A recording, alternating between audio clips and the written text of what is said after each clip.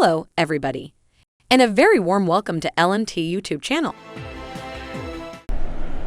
Prince Harry comforted an airport worker with a reassuring hand on her shoulder after she gave him her condolences as he jumped on a British Airways flight to Heathrow today, having left Balmoral after 12 hours mourning the Queen with his father, King Charles III, and brother Prince William.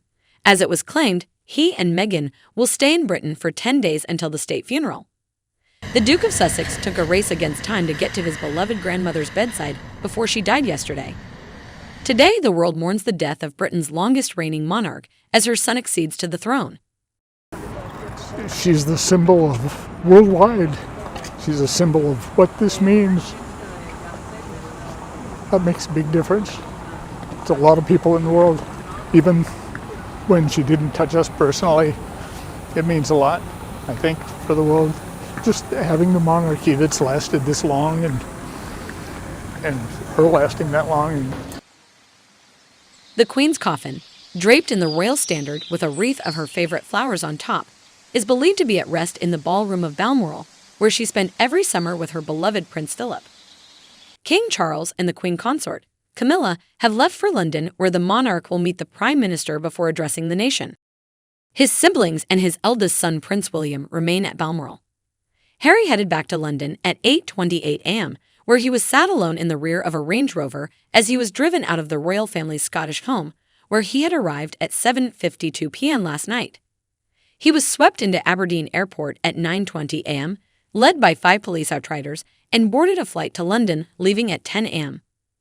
Harry wore a black suit and carried a shoulder bag as he walked towards the steps of the plane. An airport worker offered her sympathies as the prince was about to walk up the steps of a British Airways aircraft. The woman, who was dressed in a high-visibility yellow jacket, addressed Prince Harry. The royal smiled and patted her gently in the shoulder before boarding the aircraft for London's Heathrow Airport.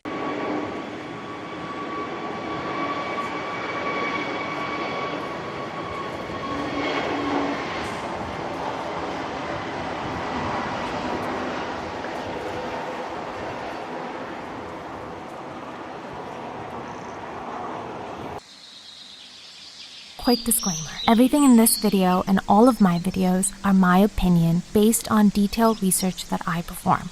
That said, I would recommend doing your own research before you make up your mind. Thank you.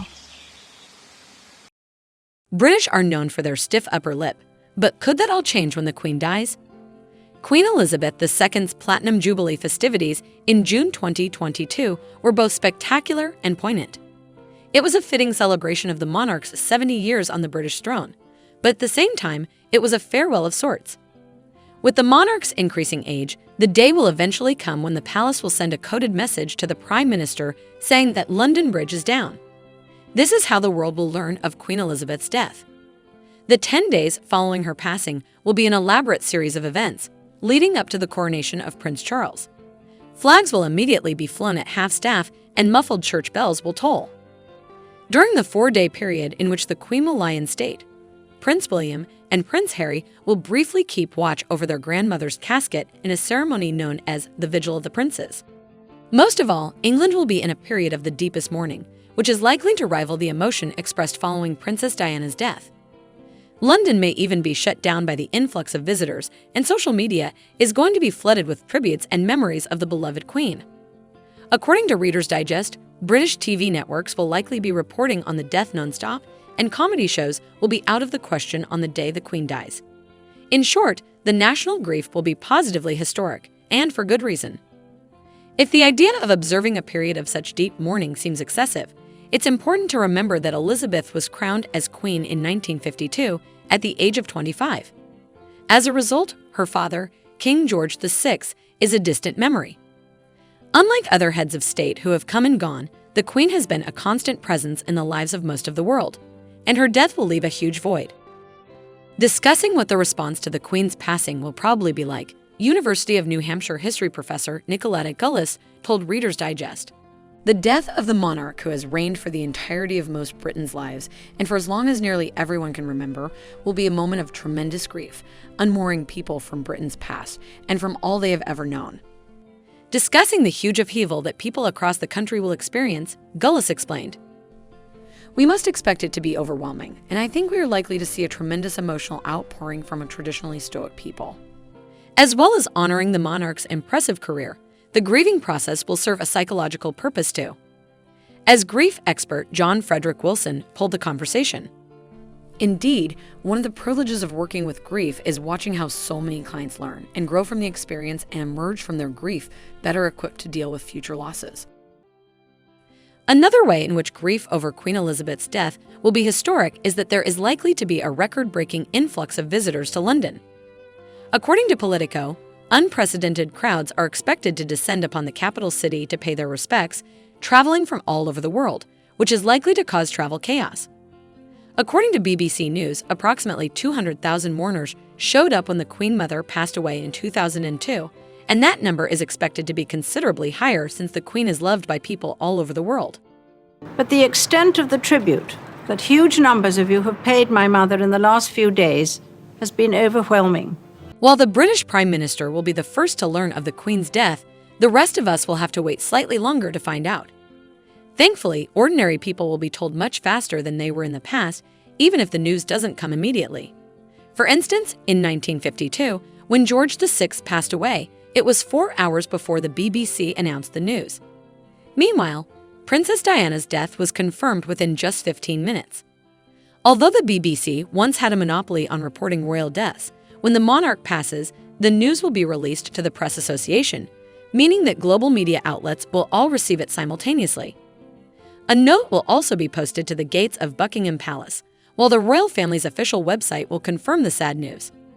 It's clear that Queen Elizabeth's death will be a sad and monumental moment in history that will impact us all. Another analysis.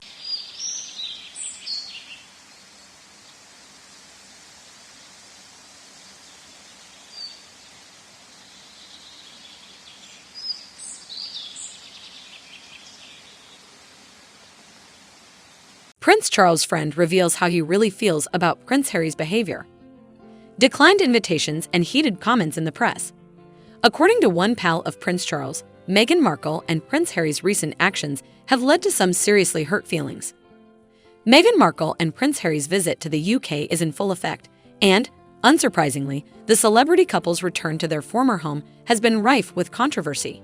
Every word that's said is analysed and people are looking to take offence, which does seem to be the case. Even before the Duke and Duchess of Sussex landed, a former Buckingham Palace staffer complained to the Daily Beast that they had some nerve showing their faces. Warning that the couple was risking incurring the wrath of the Queen, the anonymous source said. The chutzpah of those two is unreal.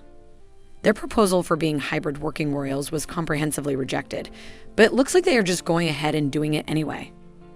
Harry and Meghan are partaking in several activities, such as attending the Well Child Awards that they would also attended as working royals. That's raised questions about why they're allowed to do so. Meghan and Harry have no plans to see his family during their brief sojourn across the pond, which will also include a stop in Germany. The Sun confirmed they're being given a wide berth until the prince's upcoming bombshell memoir is released. Behind the scenes, though, Prince Charles is reportedly becoming increasingly baffled by his younger son's actions. An unnamed friend revealed to the Sunday Times that the Prince of Wales is bewildered by Prince Harry and Meghan Markle's recent behavior and is hurt by their incessant, painful jabs directed toward him and the rest of the royals. For 2 years, there has been a steady stream of really challenging things said about a man who cannot publicly defend himself by a couple he obviously loves and misses. The source said, in a revelatory interview with The Cut, Meghan opened up about how tough it was being involved in a public battle with her own father, Thomas Markle, who continues to court controversy. While suing the Mail on Sunday for publishing a private letter she'd written to him, the Duchess of Sussex was painted in an overwhelmingly negative light. She seemingly acknowledged that royal family relationships were also hurt. Meghan shared, Harry said to me, I lost my dad in this process. It doesn't have to be the same for them as it was for me, but that's his decision. Royal expert Omid Scobie contended in a tweet that Harry was referring to Meghan's dad rather than his own, and a rep for the Duchess later confirmed this to Entertainment Tonight. Regardless, Charles has definitely been described as wounded by recent events. On September 4th, 2022, a sullen-looking Prince Charles was photographed attending church alone during his summer visit to the Queen's estate in Balmoral, Scotland. While it was thought Harry and Meghan were asked to join their family at Balmoral, reports emerged earlier this year that the couple didn't actually receive an invitation. Now, a source claims that they were invited but declined. Russell Myers, royal editor at the Daily Mirror, said, Prince Charles did indeed invite them to stay with him up at Balmoral at the Queen's estate this week, but they have so far refused. According to the Mirror, insiders noted that the Prince of Wales confirmed that the couple is always welcome to stay with him, even after Meghan's comments to The Cut. Charles' friend said, "He hasn't wavered despite the attacks, which seem to be coming with increased vigor. He thought it might be a good opportunity for everyone to take stock and relax, but the invitation was declined." Others' feelings toward Harry and Meghan seem less welcoming, though. Royal expert Angela Levin told The Sun that certain family members no longer trust Meghan and Harry, believing that whatever they potentially discuss with the couple could later show up in an interview or a documentary. Stop.